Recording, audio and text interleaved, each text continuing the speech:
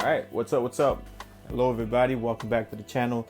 And today we are going to be talking about how to start reading DC Comics, because one of the things that a lot of people, especially new readers, run into some kind of walls where they're like, where do I start reading new books, right? New DC books, or where do I start with a certain character for certain histories and stuff?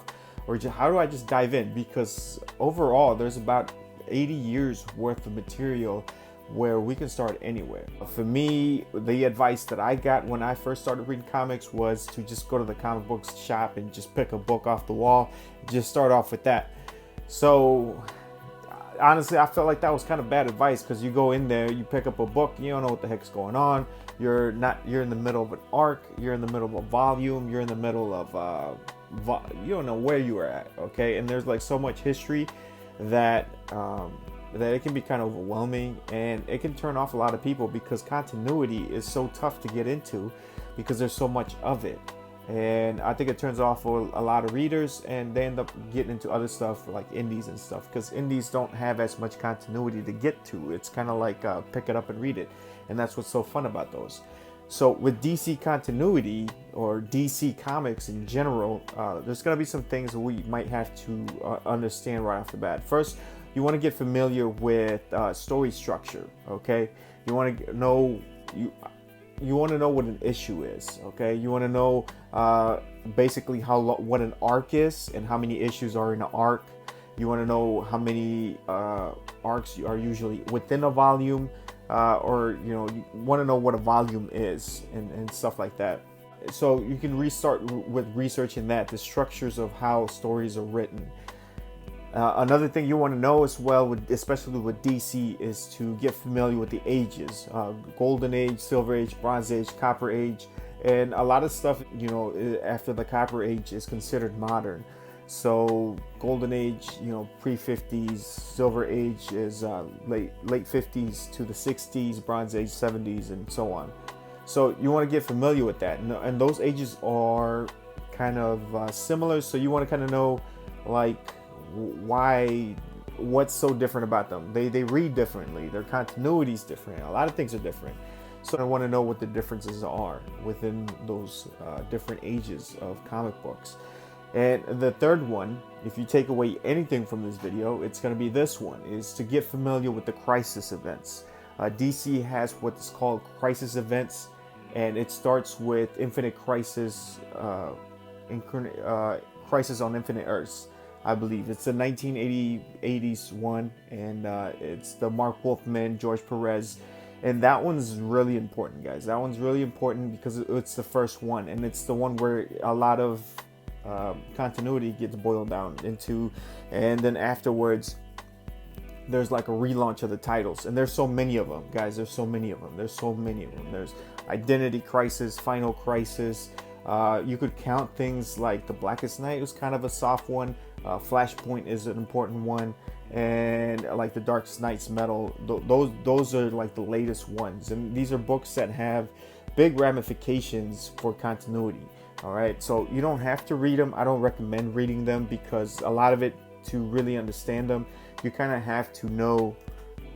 What was going on before that, and you kind of want to know so that way you can understand what's going forward. So I wouldn't bother with kind of reading the crisis, but however, you could definitely research what each crisis did, and what kind of effects it had on continuity, and what kind of effects it had on specific titles that you're interested in reading. And then you can kind of see the difference back and forth. For new readers, so yeah, that's probably the most important thing that I say, is get familiar with the crisis and what did each crisis do, and especially what it did pertaining your area of interest. If you're looking at Green Lantern, there are exceptions to Green Lanterns when it comes to crisis. Some crises like the Blackest Night or Flashpoint, a lot of the Green Lantern stuff is kept canon. So you kind of want to get familiar with that. There's lots of channels that do that, explain crisis and stuff like that. So whatever area of DC, whatever era you want to get into, be familiar with what crises were happening before that. That way you kind of know where you're coming from in that era. So yeah, get familiar with the crisis. definitely.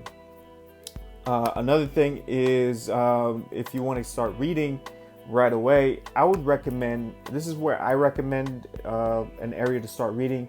I recommend starting with a New 52. New 52 is probably the easiest one for new readers. It's got the best art, I think, for modern art.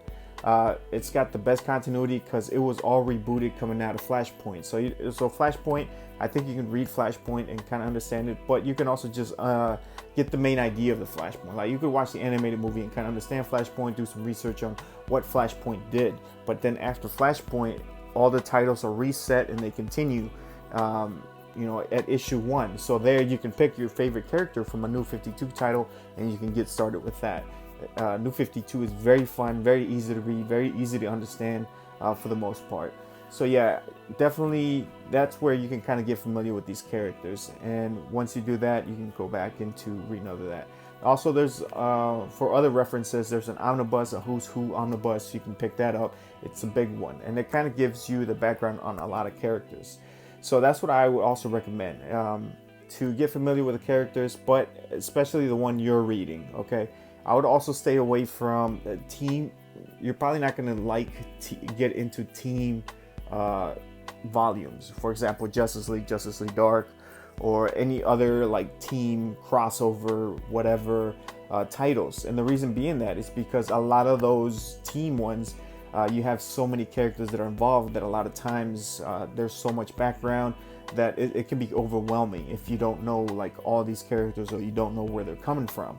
So that can be a little bit overwhelming. So I would start off with, like, if you're going to start off with New 52, read Batman first, read Superman, read Flash, read Aquaman, read all those titles first. And then if you want to read into Justice League, you can kind of start seeing, really enjoying the fruits of your label from reading all the other titles. And that's kind of how continuity works. It just kind of builds upon themselves. So for sure, continuity is going to be important. When it comes to reading comic books. A lot of people say continuity doesn't matter, and it doesn't matter for some titles, but if you want to get the full effect, the full payoff of what you're reading, no matter what read you're reading, you want to be familiar with continuity because that stuff gives you a lot of payoff. So yeah, that's would be my recommendation, is to get familiar with that. Again, with continuity, you're never going to 100% know everything. I've been reading for a couple of years now, hardcore, and I'm not familiar with everything, but I feel a lot more comfortable picking my titles and picking my spots, and I kind of know a little bit more how to navigate the continuity issue.